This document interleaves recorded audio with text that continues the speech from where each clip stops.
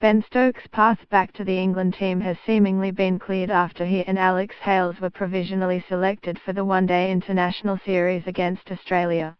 The all-rounder is currently playing for Canterbury Kings, with he and Hales having not played for England since the 24th of September after they were declared unavailable for selection until further notice following their night out in Bristol, which saw Stokes arrested.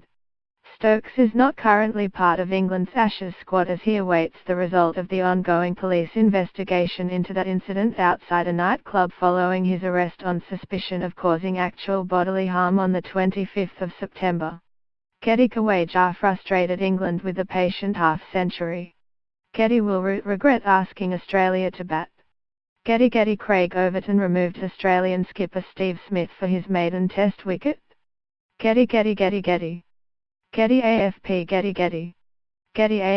Getty Anderson claimed his first ever 5 for in Australia.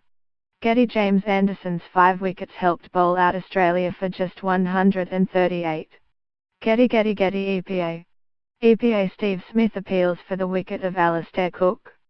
EPA The Barmy Army taunt Australia captain Steve Smith after using up his referrals.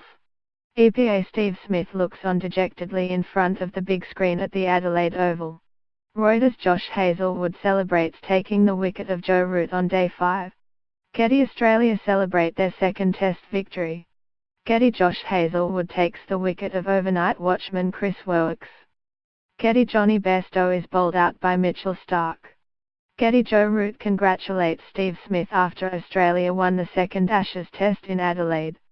Hales was also present on that night out after England's ODI win the previous day, but will not face any charges, with both men named in the 16-man squad to face Australia at the conclusion of the Test series in Australia. Selectors were given clear guidance to name their strongest squad and have made their selections accordingly, the ECB said in a short statement. Both Alex Hales and Ben Stokes are included, though their involvement remains subject to any relevant legal or disciplinary developments in relation to the incident in Bristol in September. Coach Trevor Bayliss said, "That's been discussed, but whenever he comes back it's going to be a bit of a circus for sure. Whether it's any more of a circus than it's already been, it's hard to say. If it happens, let's just get on with it and take it on the chin." England's management will doubtless be held to account over their handling of the situation. Acknowledging that scrutiny, Bayliss added, "I am sure there will be.